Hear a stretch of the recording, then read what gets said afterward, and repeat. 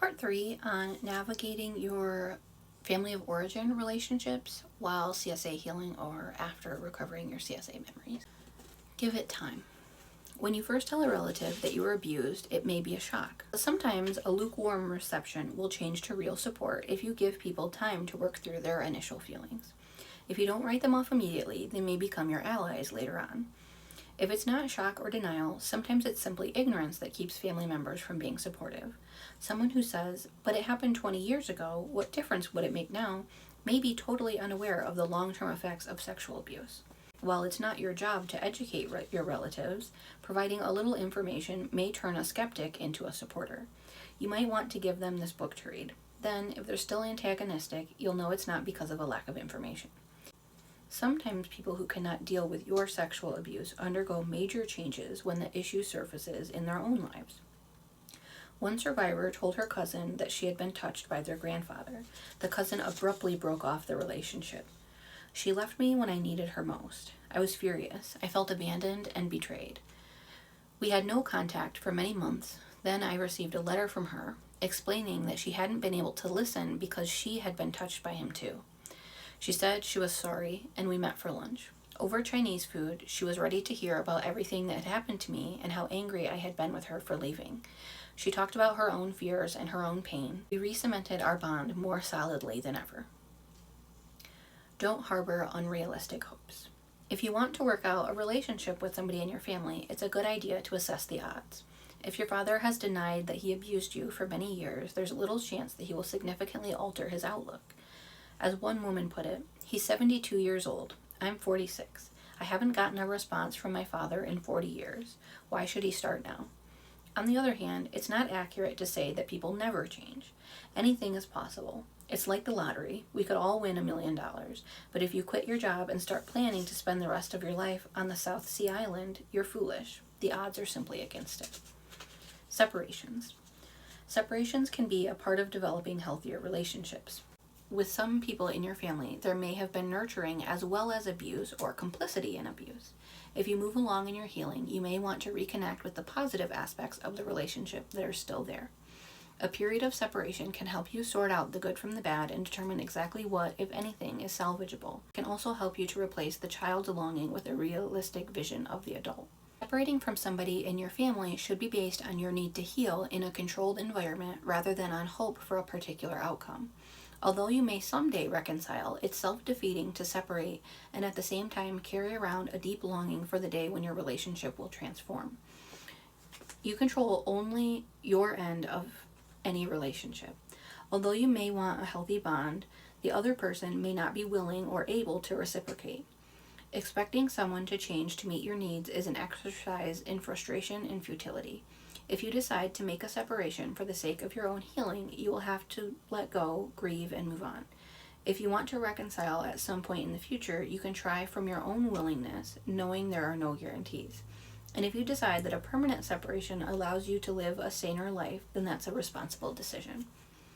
Giving up the fantasy. As painful as it is to cut off contact with family members, it can be even more painful to give up the fantasy of what your family could have been. In reality, your needs may never have been met, but the child inside has sustained a hope that maybe, someday, your family would have come through for you. Coming to resolution.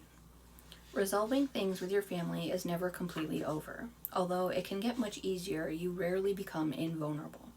If you feel insecure, if your life circumstances change, if you forget the reasons you've set certain limits and consequently break them, you may experience another round of pain. But as time goes on, you will be affected less, and you will make your way back to solid ground faster. If your original family is not a source of enrichment in your life, put your energy into cultivating what you want from sources that can actually yield. Although you may have only one mother, one father, one sister, or one Aunt B, you can create an alternative family of your own choosing in the present. Look to your friend, a member of your incest group, your partner, or your children. Although they will not replace what you have lost, you can offer abundant opportunities for nurturing, closeness, or comfort. On considering a lawsuit. Suing, however, is an arduous process for a survivor. It is notoriously slow, frustrating, grueling, and often expensive. Although the outcome may be worth the work and the stress, the toll a lawsuit takes should not be underestimated. If you are considering suing your perpetrator, it is essential that you think through your decision carefully, weighing the pros and cons, taking into account what you know about yourself, and looking honestly at what will be best for you. Here are some important questions to ask yourself. Why do I want to sue? What do I hope to get out of it? What are my expectations?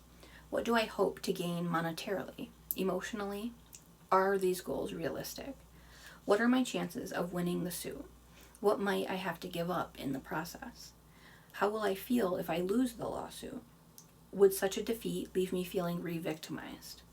How will a lawsuit affect my healing? Is it likely to help me feel empowered, strong, and able to stand up for myself? Or is it more likely that I will feel attacked, undermined, or devastated by the process? Can I continue to make progress in my healing even while I pursue this lawsuit? Or is it probable that I will have to put my feelings on hold for an extended period of time? Do I have sufficient support in my life to sustain me through the legal process? Am I far enough along in my healing that I can withstand attacks on my credibility or challenges to my integrity?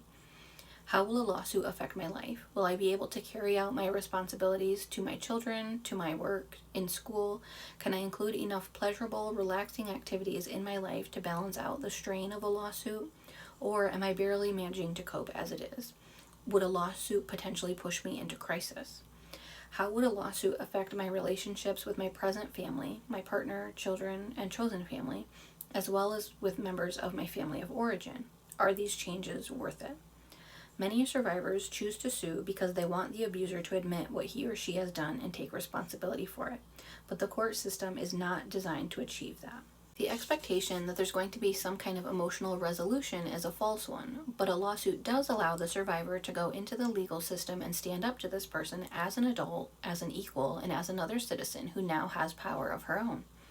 It is often a cathartic experience for victims to talk about the abuse, to say things that have been said only to a few people, and to say them in an adversarial situation where they're sitting across the table from someone who is being paid to cross-examine them.